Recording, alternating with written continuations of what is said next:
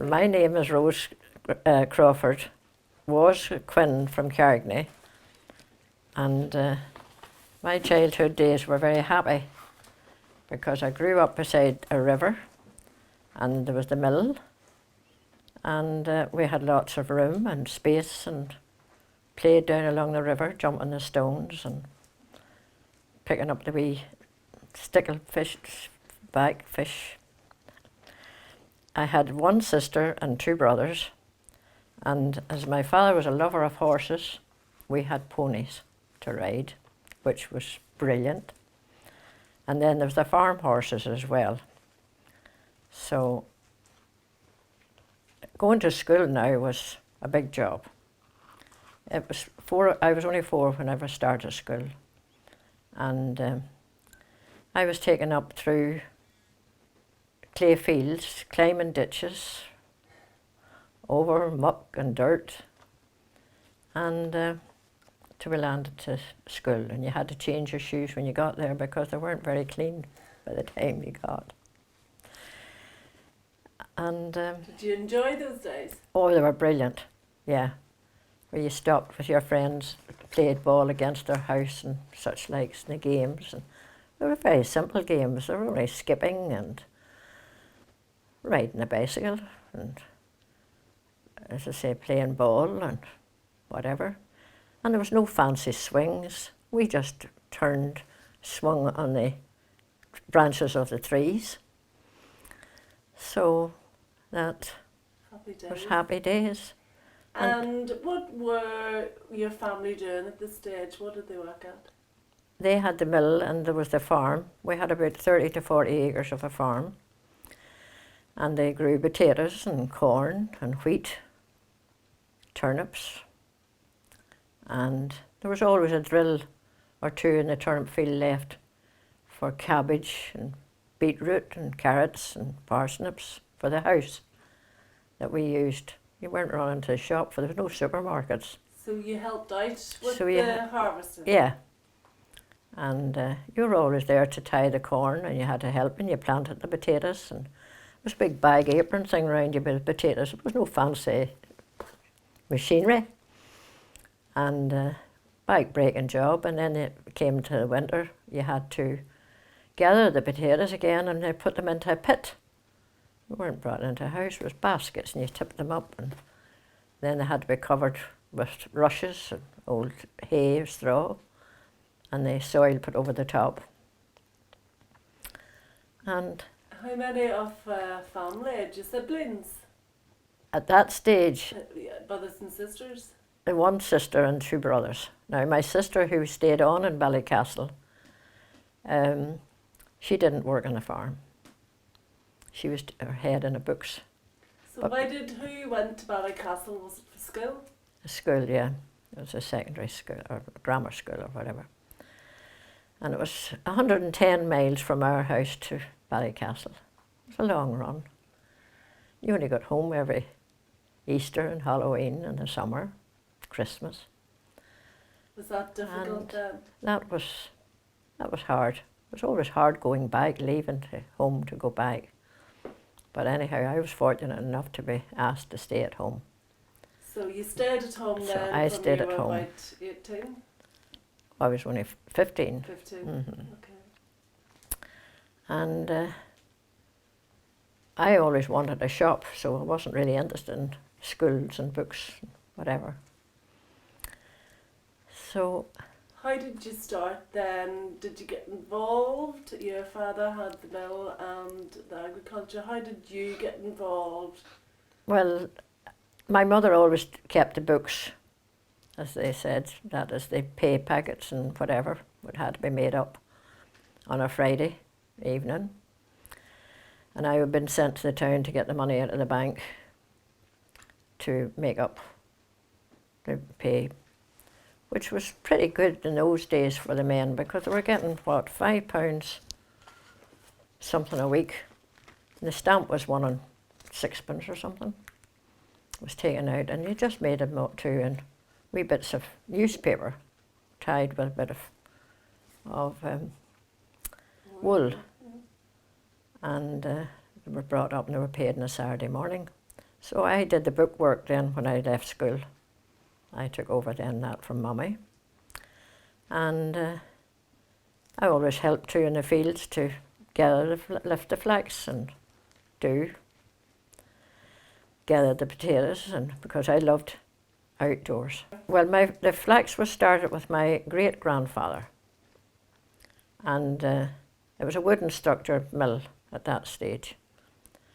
And the lights inside, because I worked day and night then, and the lights inside were only candles inside glass things. So then the mill got burned, and my grandfather built the mill then with blocks or stone. And later on, my father took over from him, and 1941, instead of the water wheel turning the hands for the men in the mill, it was an engine, Blackstone engine, which was his pride and joy. It was a big thing. But the mill wheel was still used for two men who targed the rough toe. Bits that wouldn't be used. There was another wee house built, and there was two hands put in there for the men to targe. And when did it come to completion? In 1954-55.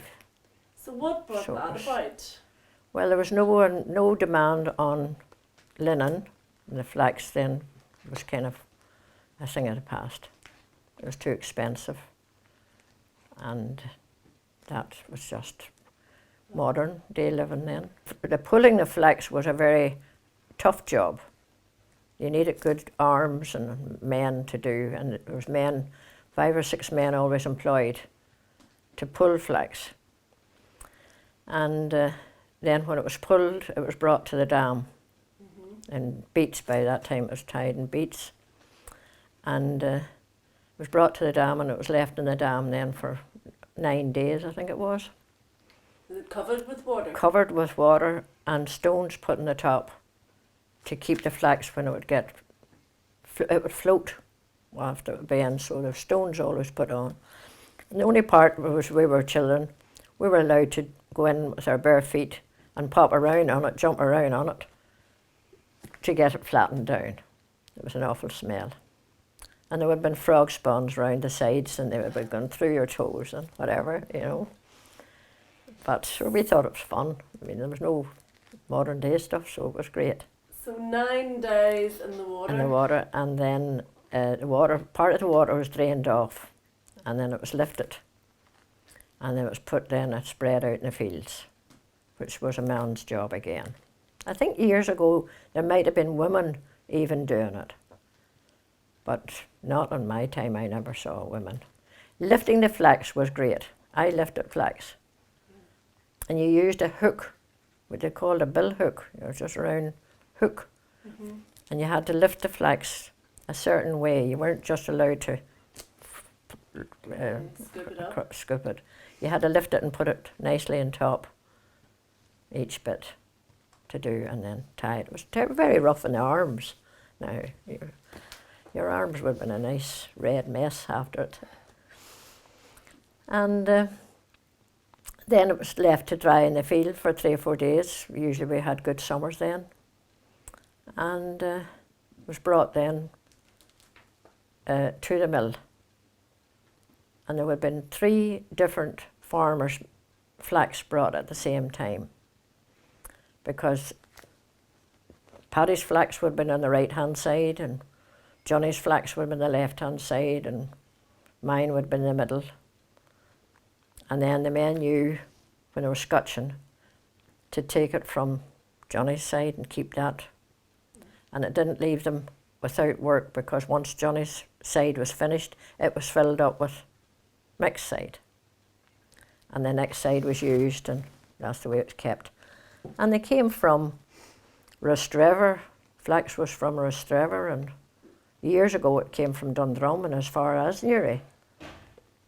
And there were a lot of mills around here, like there were 4 or 5 mills all within the area.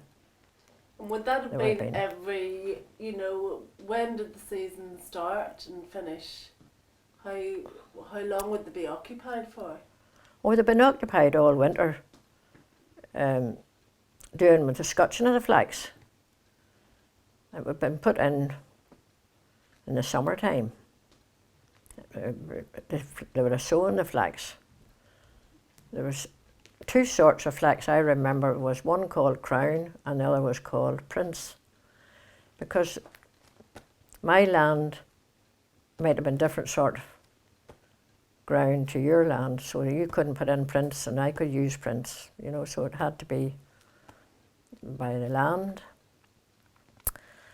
And so when you bought it in dried and it was in the different batches of farmers, yes, what happened then? What was the next process? and then it was scotched. Can you explain? Each man had a kind of a box to stand in, and there was hands, as they called them, that flailed the show off the flax. But before that, the flax was taken in, put through crimpers, which came out and broke the show made it nice and soft for the men to work. And then the young lads, every scotcher had a young lad that attended him, and he had to be on the ball to keep it going. He was in the streaking house, as they called it, opposite the mill building. It was taken there, and they twisted it in handfuls, twisted it, and brought it in and left it in front of the man who was working it. And then he put it into the hands, and it flailed off. They were flying around like, as somebody said, an aeroplane propeller, and it was dangerous work. Only one man in all the lifetime lost his wee finger. But apart from that, they were all, no, there was never any. And they all lived, believe it or not, in spite of the dust, which would have been before the engine went in. They all lived to their 90s. So it was dangerous, but nobody was... But nobody, no, like, you know. Were you looking for the inside of the And you were flax looking or for the outside. The show is on the inside, and the flax is on the outside of that stem. So what did you do with the show then? And then the shows, a lot of the local farmers and houses all burned them in the winter time, saved them buying coals. There would have been carts left at the mill in the morning time, and then they would have been filled up with the shows. There was a man there that did that job as well. And Paddy Burns was a great man for that job.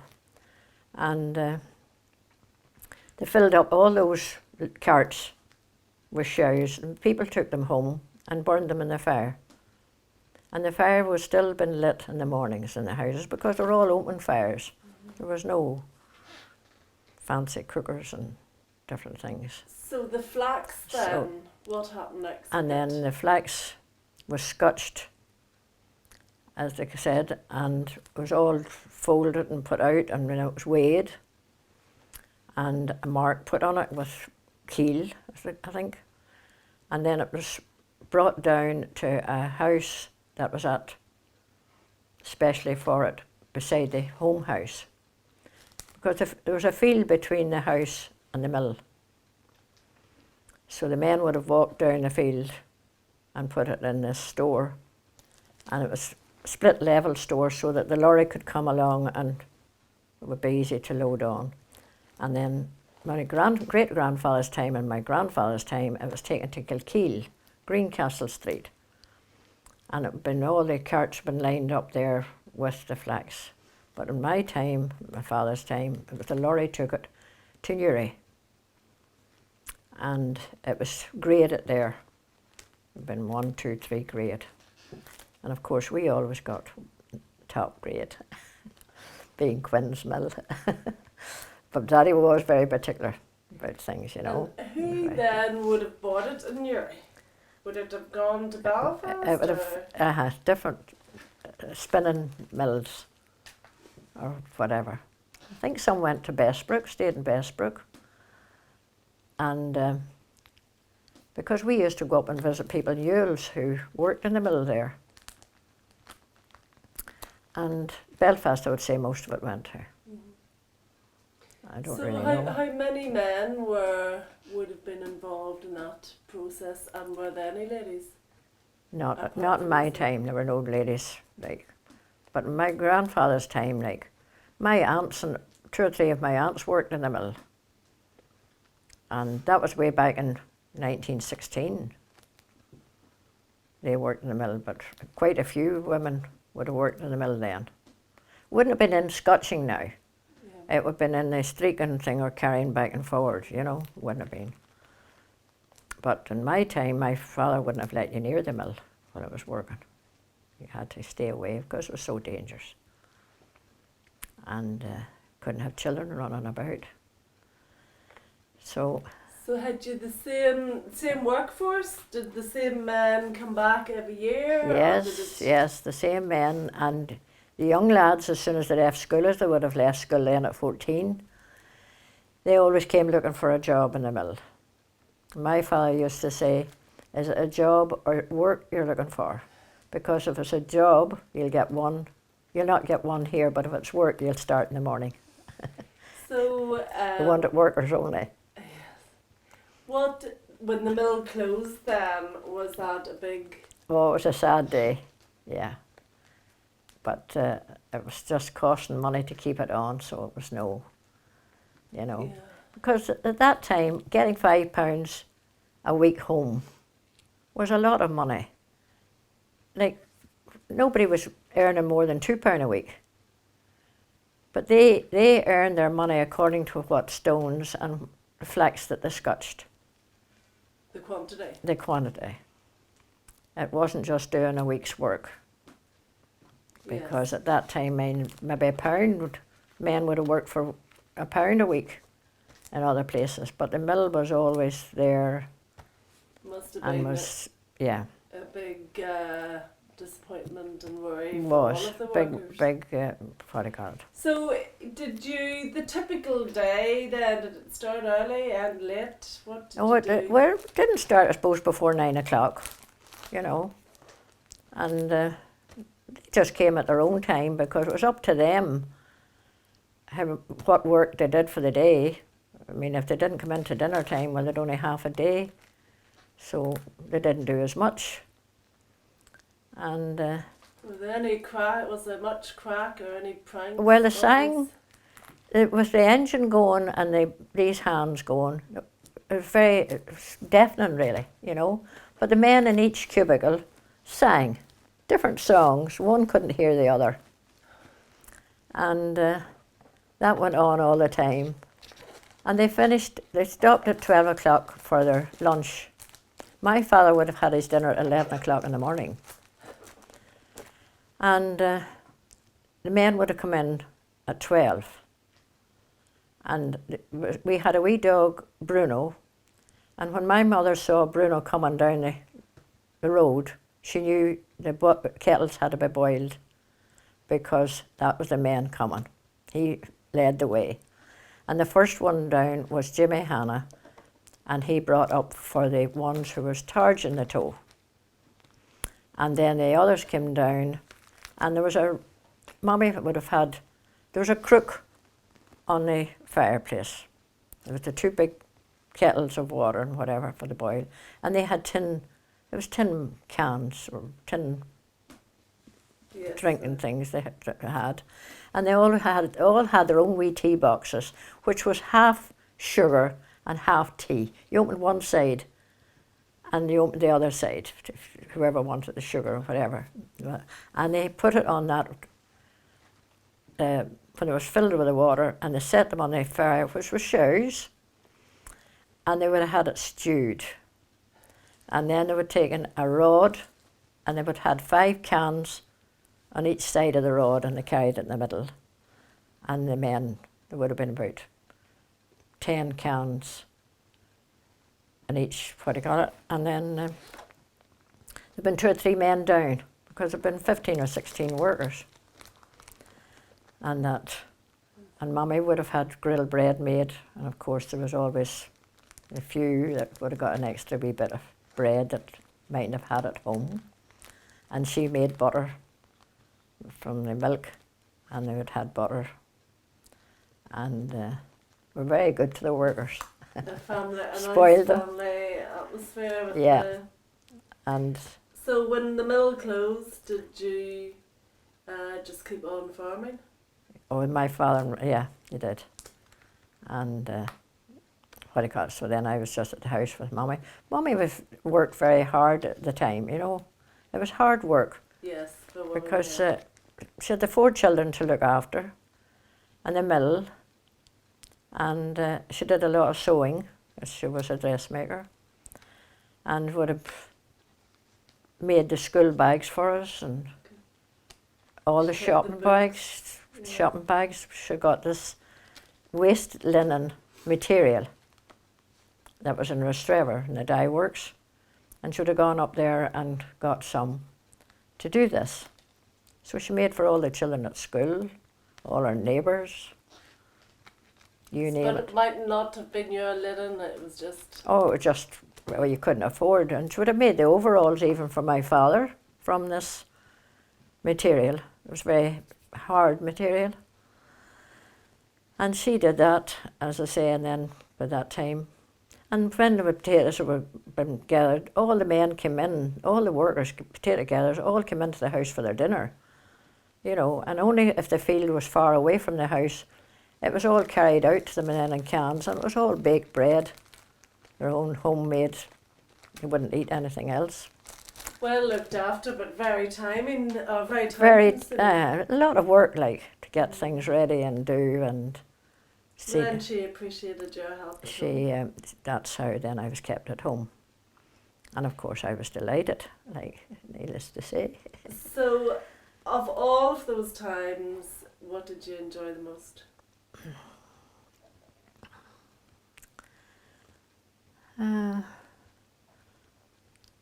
Well, when I started to drive the car, as I learned to drive sitting on my father's knee, and when I was 15, I got my first licence, because you couldn't drive the tractor on the road unless you had a licence and you got it for the tractor, not the car. And then I couldn't wait till I was 17 to get the licence for the car. That was a big bonus because it was 5 miles to ride into Kilkeel and back home again for anything. So that was a big. There can't be too many girls of that age who were driving There was a car. no women driving the car when I started. Back then, there were hardly any cars. There were only 3 cars going up that Carrigney Road. My father's and a friend, Charlie Cunningham, and John Phillips were the only 3 cars. So when I started to drive, it was, and if there was fellas or anything on the road, they'd been playing skittles, sitting at their home gates and whatever. It was a great thing then on the road. They would throw the skittle under the car. It was a passing night too. It was. It must have been, you were very fortunate then, just maybe to have the bit of extra cash to be able to have that type of... Like, there was the farm and the mill, I suppose, and it was a big thing. Must have been. And not too many girls went to Ballycastle to board. No, indeed. And my sister was there for 6 years, like, too. And we had ponies to ride. I don't like to say this because of this, but there was a fella came up from Kilkeel to teach us to ride. My father was the president of the agriculture show in Kilkeel, which was on every year. He was the president of it. And he had us riding in the shows. You were dressed up as Irish colleens and whatever. Tremendous. I never took part in the jumping part. I got a bad fall one time and that put me off jumping. But that was lovely Very special times. to get riding. So that was one of my favourite things when I was young. So you get married, or? I got married at 21. And I married a man from Ballymoney, County Antrim. And he came to teach here in Mourne and reared a family, and I started my shop that I'd always wanted to start. Was that in Kilkeel? So it was down here at the bottom of the road, Maharay. And I had the shop for 34 years. And I finally closed. I thought I had enough. And because I had grandchildren at this stage, and I had one wee special needs one, so I said, right, it's either help out with the special needs one or the shop, so the shop will have to go. So I closed the shop. And my neighbours were And what did you sell in the shop? bits and pieces of everything, a grocery shop and electrical stuff, and I had it. And if I didn't have it in the shop and I had it a spool of thread in the house and you wanted that spool of thread, well, you went in. And if you wanted a shoulder to cry on, you came to Crawford's shop and you went into the kitchen where I had a big Eiger cooker and whatever, a big farm, homely kitchen. And you had your cup of tea and you had your wee chat and you went out laughing. It sounds like a wonderful childhood growing up period. It was. There was no supermarkets. The bread you bought in the shop hadn't paper around it. You bought the loaf and you put it in your bag and you took it home with you. And my son asked me the other day, because there's a long lane down to our house at home in Carrigney. And my son was up looking at it, which is not occupied now. Unfortunately, they're supposed to be doing it up, but I don't know. And took my little granddaughter down to see where Granny was born and reared, because I was born in a house in Carrigney. And he said, did you have to take the bin up that long lane? And I looked at him and I said, take the bin up the long lane? What was a bin? We didn't have bins. I said, we didn't have bathrooms. We had to go down the street, down to a wee house that was built at the side of and we're fortunate enough that there was at least water in it because of the river and whatever, I don't know how. And we didn't have tin boxes.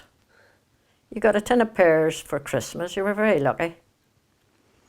And there was no cartons of milk because we had cows. I milked the cows as well. There was 10 or 12 cows to be milked every morning and night. And the milk was taken in and separated for the cream and the milk and churned for the butter. And that was done every day. So there was no cartons of milk coming in to throw out. Rice was bought in a bag, which was very, one a blue moon in it you would buy rice. And so there was nothing to put in a bin. And you burned the papers in your open fire. And so there was no bins. And if the tin box was thrown out, well, it disintegrated into the ground. And it sounds a different era. A different world. And you very nice one, but and you I'm needed sure. coupons for a lot of things then. You know, for clothes you had to have coupons. For buy sweets you had to have coupons. I used to do the maths. They called them sums. They didn't call them maths in my day. Do the sums for the fellow that was sitting beside me or the girl sitting beside me who couldn't do, so I would get sweetie coupons from them. And the middlemen, some of them would have brought sweetie coupons, for my father had a very sweet tooth, loved sweets, so you had to buy sweets. And the mineral bottles were brought back to the shop. That was a nice job we had when the mill closed.